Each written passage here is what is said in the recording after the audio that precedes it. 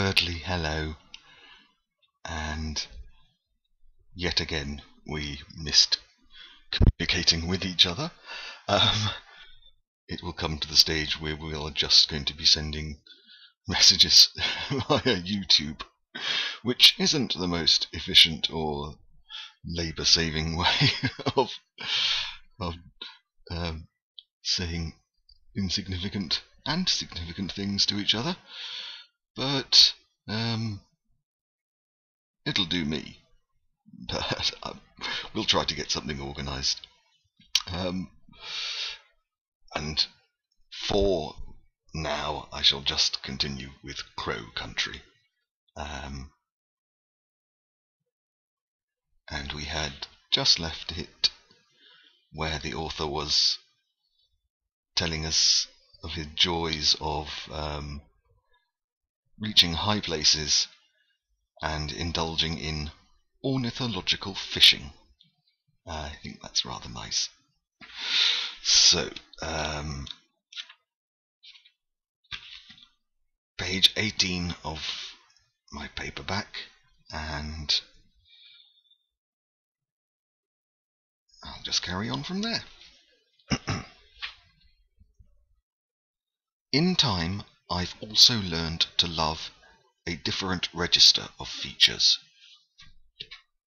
Subtly and unconsciously, they have become embedded in my experience. For instance, it is a first task on arrival at any point of the marsh to scan the 5-bar gates and their curious adjunct in this incised landscape. The fence extensions that lean into the dikes at an angle and prevent the cattle rounding the gateway through the water. The complex architecture of posts and crossbeams, which recede through foreshortening in a seemingly interlinked network across the marsh, is the eternal oasis for sparrowhawks, peregrine, merlin, harriers, and barn owls that hunt here. I have learned equally to treat each dike like a hidden valley, so that you inch towards, and as the full length of the longitudinal strip comes into view, you scan the water quickly for anything that might be resting there. One other aspect that required a fundamental adjustment was the central feature of this landscape, the river. The Yar, possibly Yare, I don't know, Yare? Yarmouth is the town, I guess, where it reaches the sea. I'll say Yar. I'm not bothered. I'll look it up. I probably won't. The Yar is a modest body of water. Looking at its course on the map, you can see that in parts its floodplain is over 8 kilometers across. But in comparison with the extensive flats, the river itself looks trivial, no more than a single blue wrinkle across an entire face. It's Norfolk's biggest watercourse, but it would be difficult to pretend that it's significant in national terms.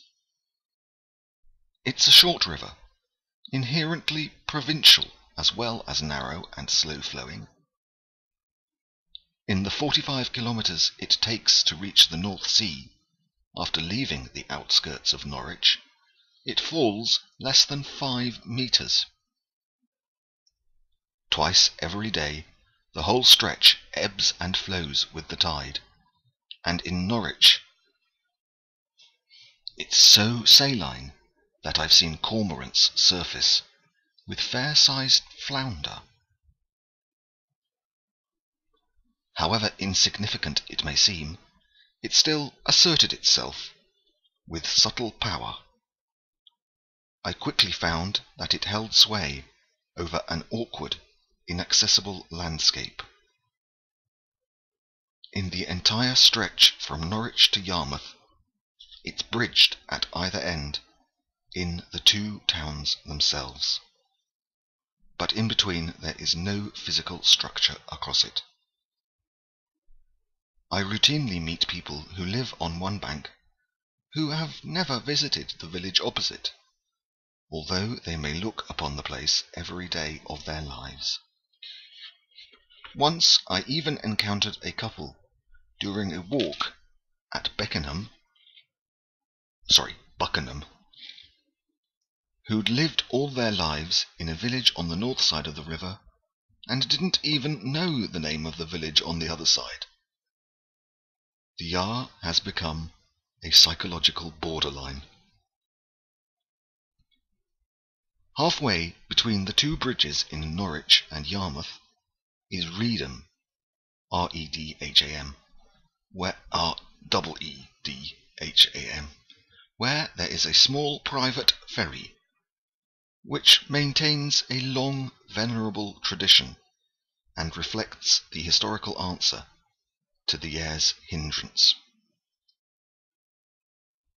In previous centuries, there was far more contact between the two sides.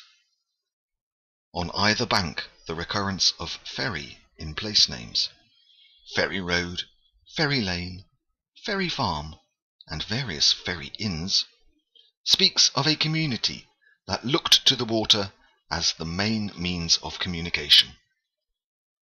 Yet to cross from side to side was one thing. To leave the valley itself was another matter entirely. I soon found that I too was being hemmed in by the river. Places I used to visit routinely during our Norwich days slipped inexorably beyond reach. Old favourites like the magnificent Norfolk coast involved a one-way journey of an hour and a half. Much of it was spent mired in Norwich, whose entire diameter had to be crossed each way. I sometimes wonder whether, in my passion for the Yar and its rooks, necessity wasn't the mother of invention. The real origins of my obsession were those regular, slow-flowing crocodiles of cars, traffic light to traffic light, through the heart of the city. One by one, old haunts were abandoned, and strangest of all my lost territories was Buckenham itself, the locality for the rook roost. While it's become the key focus of my present interests, I know it now largely as an exile, looking on from the wrong side of the river. I can see the village and its neighbouring woods just a stone's throw away from our house, but to get there and back is an hour's drive. I can reach Cambridge in the same time. Now I go to Buckenham perhaps 3 or 4 times a year. It isn't just the river making this a place of impediment. All the waters of the valley, over which the Yar exercises its irresistible gravitational hold, hedge me in. Even on my side, it's impossible to follow the length of the floodplain directly. To visit a section downstream, like Thurleton or Haddiscoe, I have to drive almost due south away from the valley, circumvent the single obtruding tributary in this stretch called the Chet, then cut back to my goal. To reach Haddiscoe is a straight downstream distance of about 11 kilometres. It is twice as far by road. But to walk in the landscape is worse.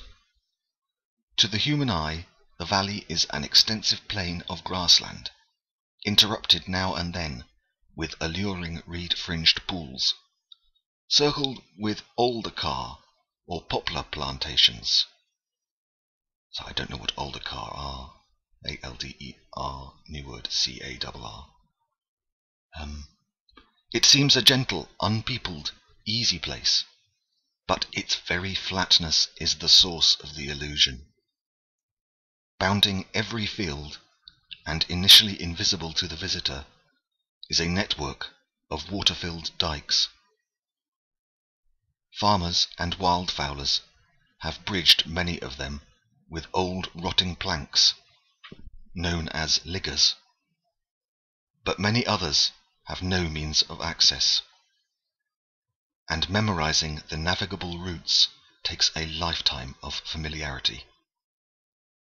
My walks across the open spaces were often reduced to a tedious tour of each field's inner perimeter, made more frustrating by the sight of my goal and the impossibility of its attainment.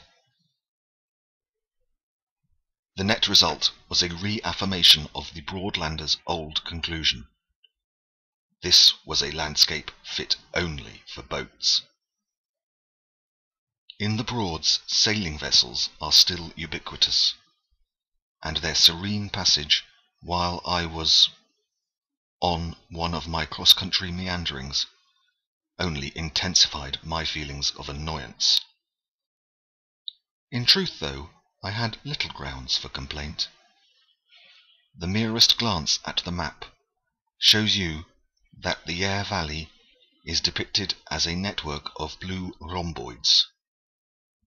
The two-dimensional image of the interlacing dikes reminds me of shattered glass, or possibly, and this may be a simple case of projection, an abstract representation of the mental state induced by walking around the fields themselves. One consequence of the valley's intractability is that I take a map with me every time I go out. No other landscape has made such a demand. Other places I've lived in or known resolve into a complete mental picture. Other places I've lived in or known resolve into a complete mental picture relatively quickly. The different facets link up like pieces of a jigsaw, and as the last few fragments drop into their unique logical pattern, there is that sweet sense of completion. But it didn't happen like that in the Yare Valley, and, once more, its flatness was implicated in the matter. The absence of relief leaves you with no fixed frame of reference. Depending on the angle of the view, places isolated from one another can concertina together and merge. Distant trees that form a far horizon at one spot can, in another, rush across the intervening space and graft themselves to a far closer skyline. Church spires or windmills, the only tall buildings in the landscape, shift their locality according to one's own position. And, well, time flies. I'm leaving it there on page 22. It's branching into the mathematics of dislocation.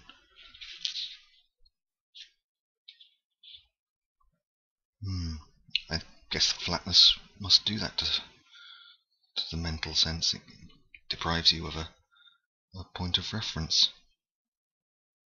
Ooh, I like this. Right.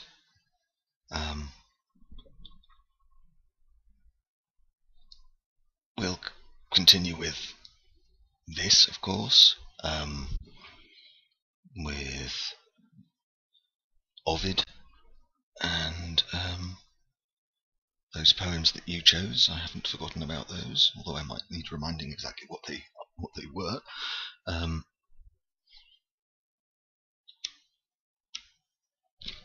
Have a nice sleep when you decide to go. All the best from here. Bye-bye.